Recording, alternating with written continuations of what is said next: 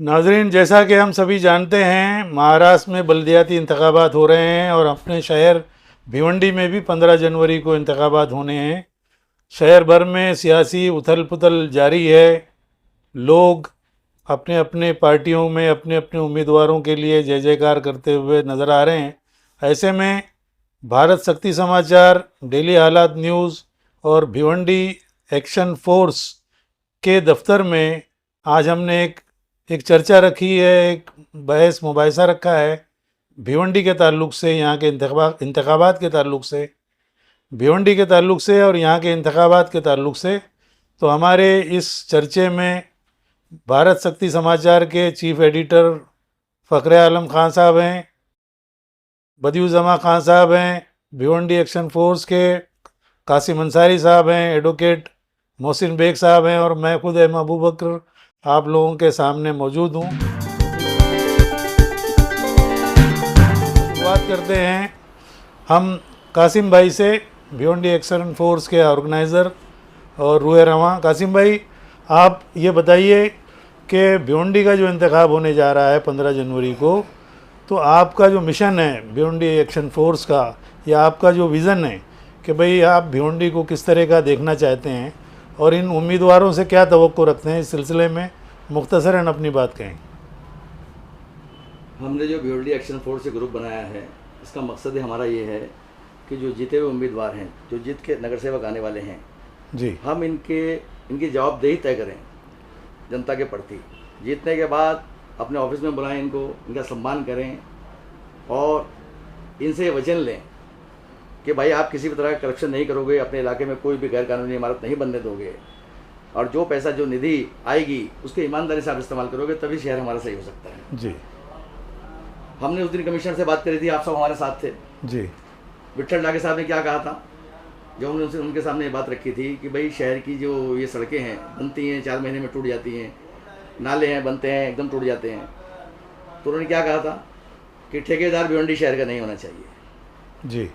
तो हमारी यही कोशिश रहेगी कि एकदम ईमानदारी के साथ जो काम मिले, जिस ठेकेदार को भी मिले, ये नहीं कह रहे जो पुराने ठेकेदार काम ना करे, लेकिन जिस भी ठेकेदार को काम मिले उसकी जवाबदेही हो और हम अपने ऑफिस में सम्मान के साथ उसको बुलाकर उससे जवाबदेही तलब करें अगर कुछ गलत काम होता है तो हमारे भिवंडी एक्शन फोर्स का यही मिशन है कि सभी जितने भी भिवंडी के निर्वाचित नगर सेवक चुन के आने वाले हैं, हम उनको सम्मान के साथ अपने ऑफिस में बुलाएं और उनसे यही वचन लें कि आप ईमानदारी से काम करेंगे। जी जी। वो चाहे वो किसी भी पार्टी के, हमें पार्टी से कोई मतलब नहीं, हमें अपने शहर को सही बनाना है।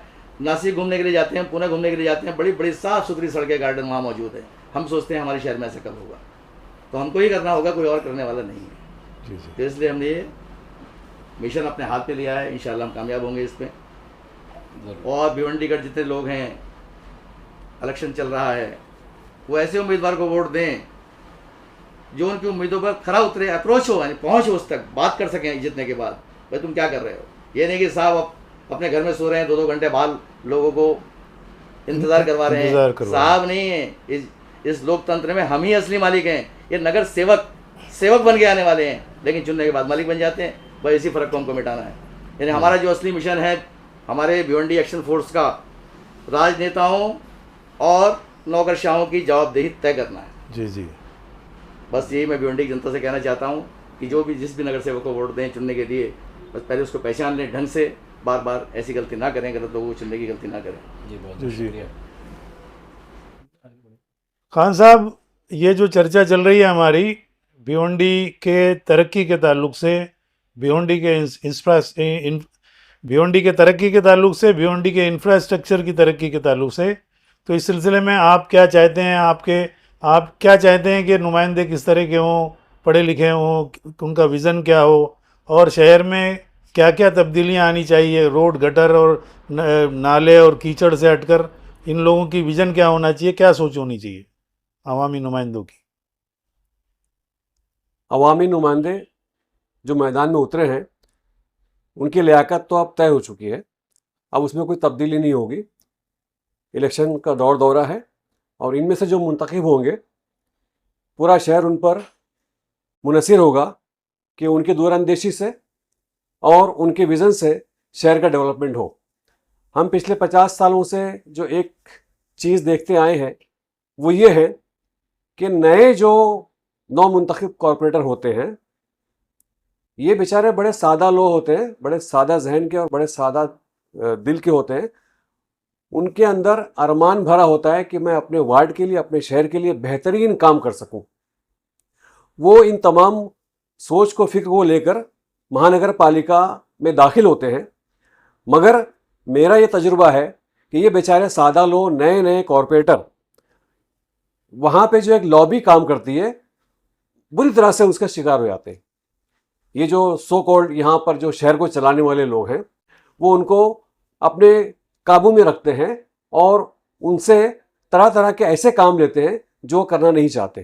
ख़ास तौर से निधि का मामला हो तो इनके हिस्से की जो रकम आती है उनके वार्ड पर खर्च करने की, बड़े ही फोर्सफुली वो जो नए नौसिखे होते हैं, जो कम मालूमात वाले होते हैं, उनसे वो लेकर अपने मर्जी से किसी और काम में लगा लेते हैं। और आप जानते हैं कि ऐसा क्यों होता है, क्योंकि मैं जो बार बार कहता हूं कि no commission no corruption, no corruption no commission, तो ये बहुत बड़ा दखल इसमें करप्शन और कमीशन का भी है, क्योंकि एक ऐसे तरीके से आवाम की दौलत को लूटी जाती है जिसको कमीशन का नाम दिया गया है। और मैं समझता हूं कि आवाम भी समझ चुकी है कि इसे अपना लिया गया है कि इसको कोई बुराई नहीं मानता। मगर सबसे बड़ी बुराई यही है कि जो कमीशन का मामला है और जो काम दिया जाता है, तो ठेकेदारों से और जो बजट बनाते हैं उनसे और इंजीनियरों से, इन सब की मिली भगत से एक बड़े बजट के अंदर बहुत बड़ा रकम निकाल कर ये लोग पहले अपने आपस में बंदरबाट कर लेते हैं। और जो चालाक उसमें होते हैं वो एक बड़ी रकम अपने पास रखकर, और जो नए जो कॉरपोरेटर हैं उनको कुछ रकम देकर ये पूरे शहर के डेवलपमेंट को ख़राब करते हैं। नाकिस काम होता है, नाकिस इंफ्रास्ट्रक्चर तैयार किया जाता है ताकि उसे बार बार रिपेयर के नाम पर भी खर्च किया जाए। और यही वजह है कि इतना सरमाया हमारे शहर में गटर और सड़क पर खर्च हुआ है कि अगर उसका सही तरीके से इस्तेमाल किया जाता तो हमारा शहर बिल्कुल सिंगापुर नज़र आता। इसमें कोई दो राय नहीं है। उतनी बड़ी रकम हमारी लूटी गई है शहर के अंदर। तो अब जो नए कॉरपोरेटर जा रहे हैं, इनके पीछे शहर के दानिश्वर हजरात भी हाथ नहीं रखते, इनको खुली छूट दी जाती है। और ये जो पूरा नेक्सस है उनको अपने अतराफ में लेकर वो उनको सिखाते हैं, वो उनको पढ़ाते हैं, वो उनको तरीका बताते हैं। शहर के दानिश्वर तबके का ये काम है कि जो नुमाइंदे मुंतखब होकर जा रहे हैं उनका बाकायदा एक वर्कशॉप होना चाहिए, उन्हें ईमानदारी का दर्स देना चाहिए और उन्हें समझाना चाहिए कि मोहल्ले का विकास कैसे होगा। ये जो रकम आती है मोहल्ले में निधि के नाम से, उसका इस्तेमाल कैसा होगा, इसको जांच करने के लिए कम से कम हर वार्ड के अंदर 11 बुजुर्गों की एक टीम होनी चाहिए जो उन्हें उसका जो है जवाब देना पड़े कि ये जो हमने पास किया है या पास होने वाला है, इसे किस तरह से खर्च होगा और ये कितनी बड़ी रकम लग रही है हमारे इस काम के लिए। और जो काम बचता है वो भी तरतीब जो है मोहल्ले के बुजुर्ग देना चाहिए और वहाँ का दानिश्वर तबका देना चाहिए कि ये जो आप मुंतखब होकर गए हो, आप खुले सांड की तरह नहीं हो, आप मोहल्ले के लिए जवाबदेह हो कि हम जो आपको इंस्ट्रक्शन देंगे उसके मुताबिक काम करो। आपको जवाबदेह होना पड़ेगा ताकि हमारे जो इतने बरसों के मसाले वो दूर हो सके। हम ये गलती करते आए हैं, शहर का दानिश्वर तबका ये गलती किया है कि जो मुंतखब जो नगर सेवक है या कॉरपोरेटर है उनको खुली छूट दे रखी है और ये चोर और लुटेरों ने उनको अपने ताबे में रखकर, उनको अपने कब्जे में लेकर सारा शहर का निज़ाम सत्यानाश किया हुआ है, दरम भरम किया हुआ है। तो मैं ये राय देता हूँ शहर के और मोहल्ले वालों को, जिनके वार्ड से ये, जिनके आपके सपोर्ट से, आपके जो है लोगों के पास जाकर गुजारिशात से वो जो मुंतखब होकर गए हैं उन्हें खुला मत छोड़िए, उन्हें बुलाइए, उन्हें रेस्पेक्ट दीजिए कि आप इस मोहल्ले के एक आला किस्म के जो है शहरी बन चुके हैं, मोहल्ले के आप नागरिक हो चुके हैं। मगर शहर के और मोहल्ले की जो इंतजामिया है उसके लिए आप जवाबदेह होंगे। कोई गलत काम किसी के बोलने पर, किसी के बहकाने पर या जो ये सो कॉल्ड लॉबी है उनके इन्फ्लुएंस में आकर आपको नहीं करना है, बल्कि हम यहाँ बैठकर मशवरा करेंगे। और जो महानगर पालिका में खास तौर से जो महासभा लगती है उसमें जो एजेंडे तय होते हैं वो पहले आप आकर यहाँ पर डिस्कस करोगे, किस पर बोलना है, किस पर ऑब्जेक्शन लेना है, क्या काम हुआ, क्या होने वाला है। ये सारी प्लानिंग जो है आप ये 11 लोगों के साथ बैठकर उसको तय करोगे और जो यहाँ की इंतजामिया, यहाँ की जो मैनेजमेंट है वो तय करेगी, उसे ही जाकर आपको वहाँ पर महासभा के अंदर उस पर इम्प्लीमेंटेशन करना है। अगर मैं समझता हूँ इस तरह से हर मोहल्ले के अंदर दानिश्वर तबका खास तौर से, तालीम याफ्ता तबका खास तौर से इस तरह की एक कमेटी बनाकर इन पर अपना इन्फ्लुएंस रखे तो मैं समझता हूं कि इसी साल के अंदर, ये जो दौरानिया है 5 साल का, इसके अंदर शहर बदल सकता है, शहर की रौनक बदल सकती है। और जो आपका अरमान है कि हम भिवंडी शहर को इस तरह से देखना चाहते हैं, यकीनन वैसा शहर हो जाएगा। बस थोड़ी सी मेहनत और कीजिए कि आप जिस तरह से दौड़ दौड़ कर, उचक उचक कर जिताने की कोशिश करते हैं, इनके लिए वोट मांगते हैं, वोट मांगने के बाद आप इनको बुलाइए, बिठाइए और एक 11 लोगों की कमेटी बनाइए जिसमें दानिश्वर तबका हो, तालीम याफ्ता लोग हो, और वो उन पर कंट्रोल रखें और उनको काम दे कि इस तरह से आपको मोहल्ले के लिए काम करना है। खान साहब, बहुत बहुत बेहतरीन अंदाज में आपने ये बात कही। तो अब मैं कासिम साहब से पूछूंगा कि आपकी क्या भिवंडी एक्शन फोर्स हर मोहल्ले में इस तरह की कमेटी बनाने के लिए तैयार है? बिल्कुल, हमने ये तय किया है कि भिवंडी में जितने वार्ड हैं, 23 वार्ड हैं, हम 23 वार्ड में अपने 23 अध्यक्ष तय करें, वो अध्यक्ष अपनी कमेटी बनाए और वहाँ के जो नगर सेवक हैं, कारपोरेटर हैं, उनके ऊपर नज़र रखे। अब हमारे दरमियान मौजूद हैं एडवोकेट मोहसिन बेग साहब। मोहसिन बेग साहब, अभी तक की जो गुफ्तगू है इस सिलसिले में आपकी क्या राय है और लीगल ओपिनियन कुछ है तो आप बताइए। देखिए, अभी तक जो चर्चा हुई है, खान साहब बोले और कासिम साहब ने भी बोला कि 11 लोगों की कमेटी बनना चाहिए और वो 11 लोगों की कमेटी उन पर पूरी तरह से कंट्रोल करेगी, जितने उम्मीदवार जीत के आते हैं वो। और बाकी सारी बातें हो चुकी है, लेकिन मेरा ये कहना है कि इसमें जो बातें नहीं हुई है, जैसे कि हमारे भिवंडी को एक अच्छा हॉस्पिटल चाहिए, क्योंकि ऐसे देखने में आया एक केस नहीं हुए, कई केस हुए कि भिवंडी से थाना जाने के बीच में ही पेशेंट की मौत हो जाती है। तो ये जो है, ये सिलसिला ख़त्म होना चाहिए कहीं ना कहीं जाकर। लेकिन इसलिए इस वजह से लोगों को अब विश्वास नहीं रहा है जो उम्मीदवार चुन के आते कैंडिडेट, क्योंकि उनको भी मालूम है कि ये सिर्फ पैसे बनाने वाले और कुछ करने वाले नहीं है। भारत शक्ति समाचार के एडिटर फ़खरे आलम खान साहब हैं। इनका भिवंडी में बहुत ही पुराना सहाफ़त का तजुर्बा है, बहुत ही पुराना सहाफ़त का तजुर्बा है और साथ ही ये चैनल इनका जो है बहुत दिनों से जारी उशारी है, बड़ी मेहनत करते हैं इस सिलसिले में। तो फ़खरे आलम साहब, ये बताइए कि आपने इस हमारे शहर भिवंडी को और यहाँ के उम्मीदवारों को या यहाँ के कारपोरेटरों को और कारपोरेशन को बहुत करीब से देखा है, तो क्या महसूस करते हैं और इनमें तब्दीली की गुंजाइश कहाँ तक महसूस करते हैं आप? बहुत बहुत शुक्रिया अबू भाई।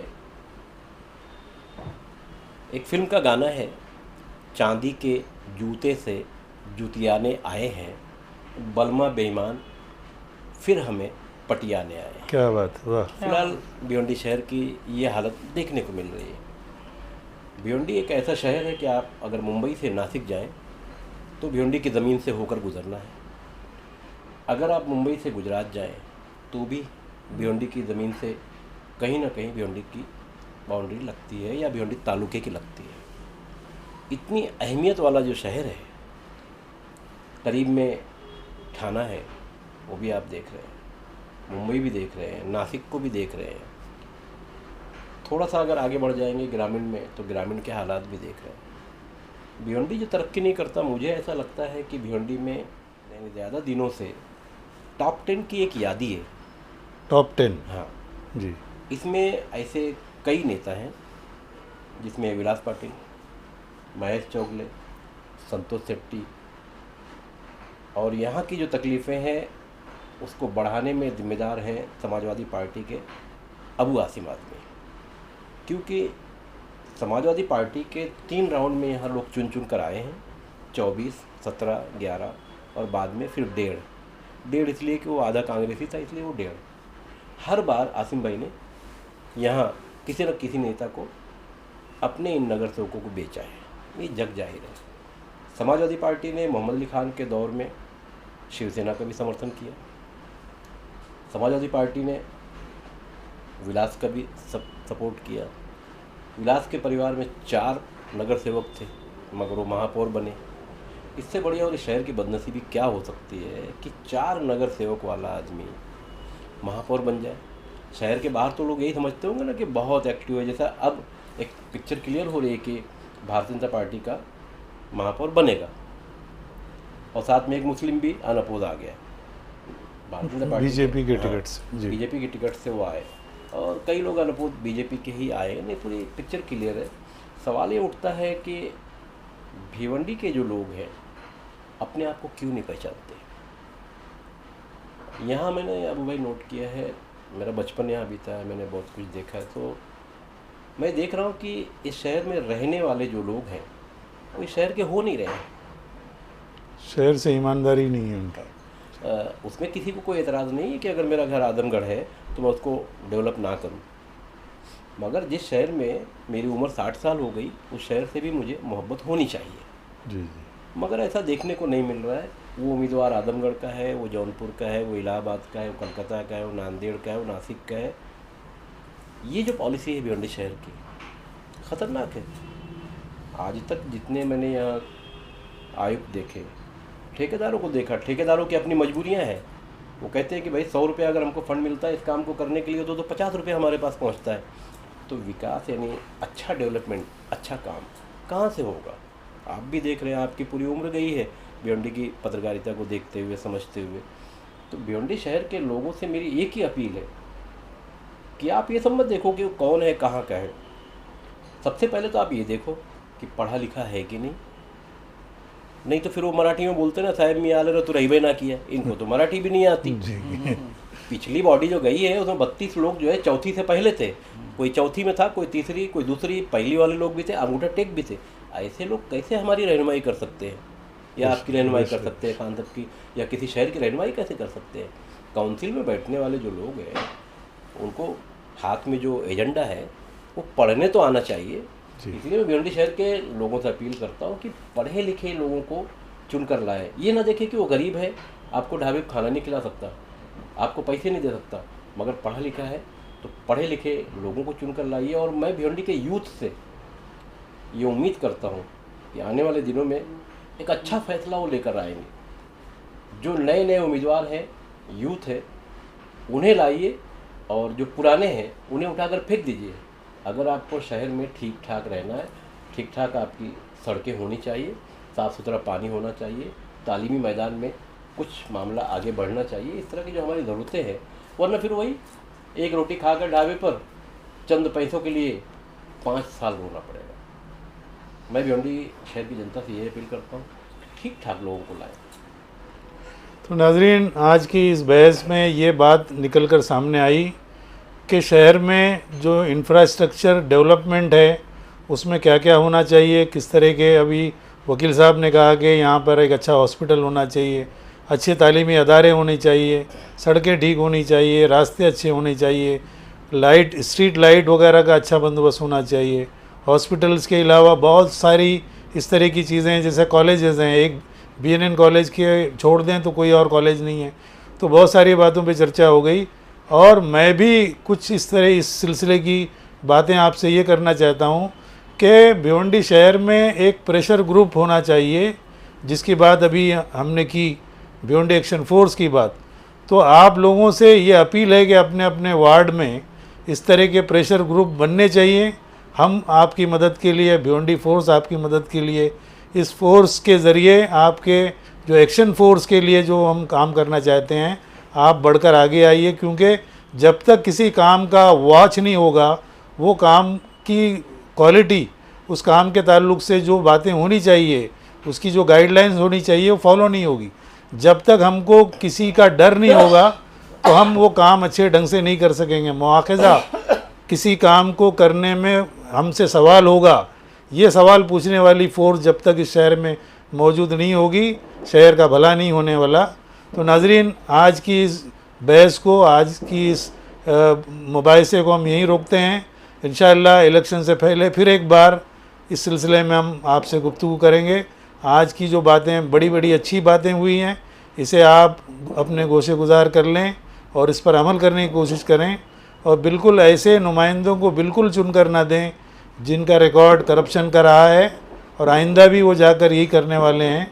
तो नए नौजवान जो आगे बढ़ रहे हैं, सियासत को हमेशा कहा जाता है कि ये गंदगी है, लेकिन इस गंदगी में भी कंवल खिलेंगे। इंशाअल्लाह आप लोग ये तमाम बातों पर अगर अमल करेंगे तो ज़रूर कंवल खिलेगा और ज़रूर हमारा शहर तरक्की करेगा। एक खुशहाल शहर, और एक अच्छा शहर बनेगा, मिसाली शहर बनेगा। लोग हमारे शहर की भी मिसाल देंगे। बहुत बहुत शुक्रिया। और चलते चलते मैं भिवंडी शहर के लोगों को एक चुटकुला सुनाता हूँ। एक जमींदार था। आमतौर से ज़मींदारी की जब बात आती है तो लोगों को ध्यान होता है कि बड़ा पैसे वाला होगा, और ज़मींदार आमतौर से भारत की आज़ादी के पहले हुआ करते थे। तो जब उस दौर में शादी की बातें चलती थी तो ये होता था कि भाई ज़मींदार साहब आपके यहाँ कितने हल की खेती है। मतलब हल मतलब जो आज का यूथ है थोड़ा कम समझेगा, तो 2 बैल की 1 हल की खेती होती है। तो 9 मतलब 18 हो गया। अब वह बातचीत सब हो गई और शादी हो गई।